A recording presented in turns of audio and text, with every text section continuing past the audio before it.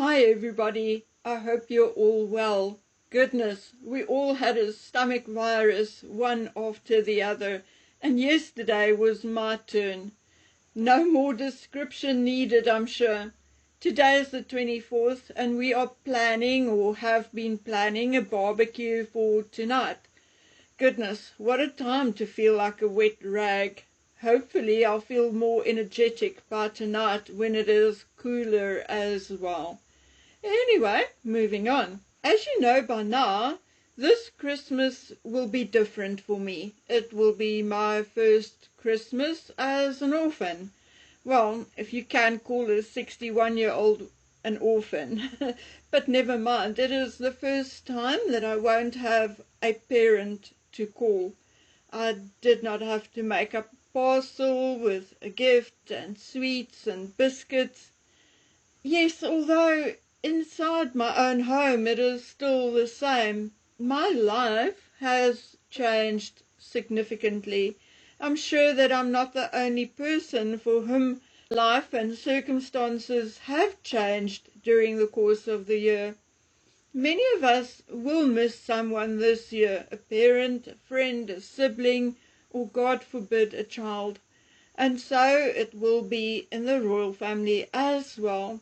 It will be the third Christmas without Prince Philip and the second Christmas without the Queen, the fifth Christmas without Harry. And this year it will also be no Andrew, no Sarah, no Eugenie, no Beatrice. I guess William and Catherine will likely attend church at Sandringham, even though they did not attend the pre-Christmas lunch, but instead took off for Amner Hall early. I tried to have a question or then two questions answered by Jay, but he does not 100% know and has mixed feelings about it and said it is likely a bit of both. My question was, or questions were, is there some trouble in the family affecting the relationship between Charles and William? Or was William told to go it on his own because it may be the last Christmas they will be able to do so? Nobody, including Jay, really knows, but Jay admitted that the atmosphere this year in both offices are very different. He says it is hard to describe. Maybe a sense of nervous anticipation would describe it best, although not exactly. It's a little more dark than that, he says. For the first time in William and Catherine's office as well. He was talking to others, saying something like they should enjoy their days off and come back refreshed. And a number of people said they are afraid of what might be waiting for them next year, and they are not looking forward to 2025. I think it may be the King and Catherine's cancer diagnosis which may rest uneasy in the minds of their staff. That would be my guess. But I'm not here to judge from what I cannot see or hear directly, so I'm not going to push this particular topic any further. I do know that there are a whole number of issues which William does not see eye to eye on with his father. I also know that because of his father's illness, William has decided not to push certain matters any further for now, and I'm therefore guessing that the biggest changes will come after William had been crowned. Looking at mainstream media, there is already talk of Charles abdicating due to his health. I asked Jay about that, and although he's not privy to what is happening inside Buckingham Palace, he says he really cannot see it happening. He thinks, like most of us do, that King Charles will hang in there and stick it out and would likely die as the King of England. However, what he does know is that there are indeed grave concerns about King Charles's health. It is also fairly common knowledge that Camilla feels that he is hastening his death by continuing to work. she allegedly said to someone within earshot of staff that all he needs now is to catch something. Apparently, that is also why they separated for a while when she was diagnosed with a chest infection. And yes, I can absolutely understand how she feels. They separate to prevent catching something from each other, but then he goes out and shakes hands with strangers.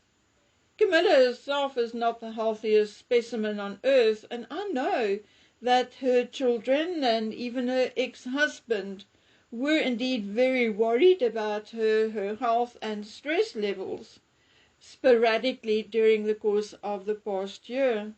I know that they are taking extra care not to add to her stress and to make her feel loved and secure.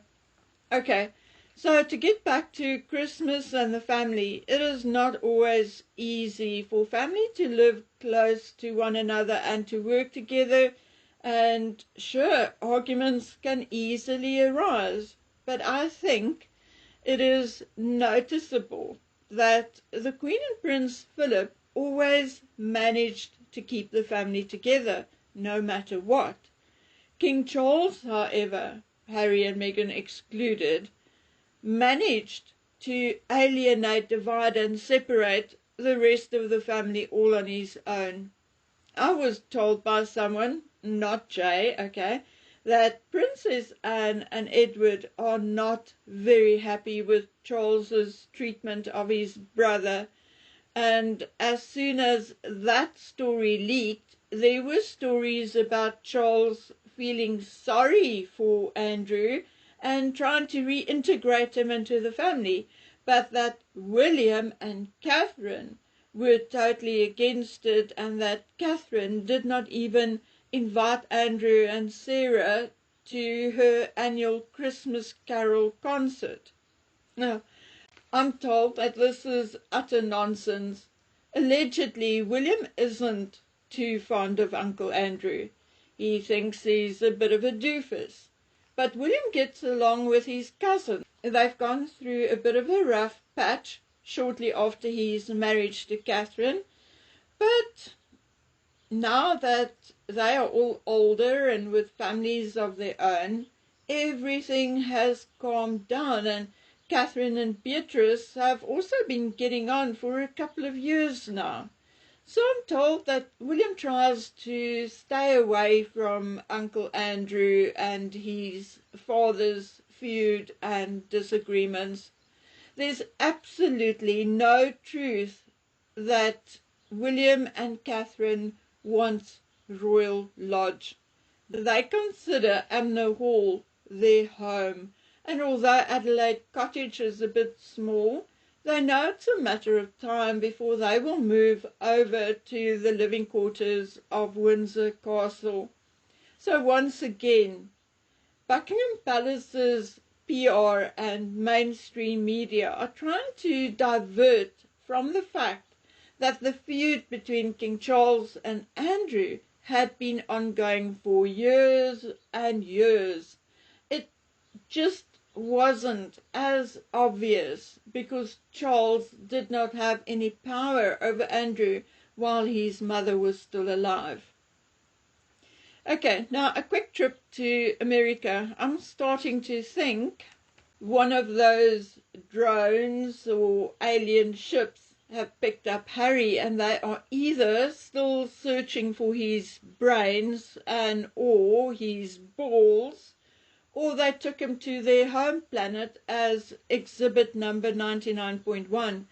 I heard via the grapevine that Harry now spends a lot of time in New York City.